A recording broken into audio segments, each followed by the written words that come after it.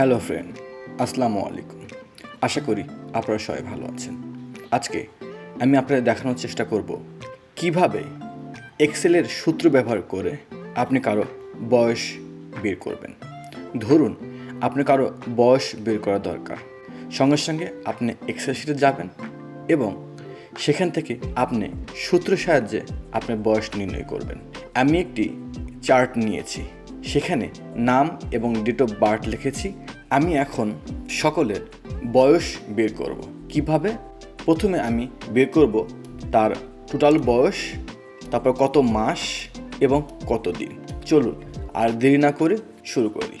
প্রথমে আপনারা ইয়ারের এখানে ক্লিক করবেন, এরপর সমান চিহ্ন দেবেন, তারপর লিখবেন ডেটেড ইফ, তারপরে ফার্স্ট ব্র্যাকেট, এরপরে যেখানে বয়স রয়েছে সেখানে ক্লিক করবেন, এরপরে একটা কমা দিবেন। এখন আপনি আজকের দিনে বয়স বের করার জন্য আপনি লিখবেন টুডে, এরপরে ফার্স্ট ব্র্যাকেট ক্লোজ করে দিবেন, এরপরে কমা দিবেন। কমা দেওয়ার পরে ইনভার্টেড কমা দিবেন। এখন যেহেতু প্রথমে আপনার ইয়ার বের করছেন, শুধুমাত্র বছর বের করছেন, এই জন্যে আপনি লিখবেন y, inverted comma, bracket close, enter. দেখুন আপনার চলে এসেছে বয়স। আপনি এটাকে ধরে এখন নিচে নামিয়ে দিন, তার মানে সকলের বয়স চলে আসলো।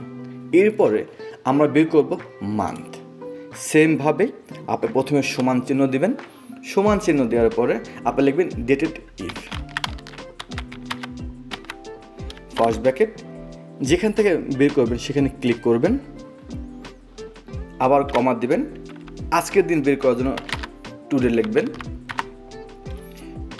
ব্র্যাকেট ক্লোজ করবেন, এরপরে ক্লিক করবেন, এরপরে ইনভার্টেড কমা দিবেন, এরপরে লিখবেন মান্থ, মান্থের প্রথম অক্ষর এম দিবেন, ইনভার্টেড কমা ক্লিক করবেন, ব্র্যাকেট ক্লোজ করবেন, এটা দেবেন।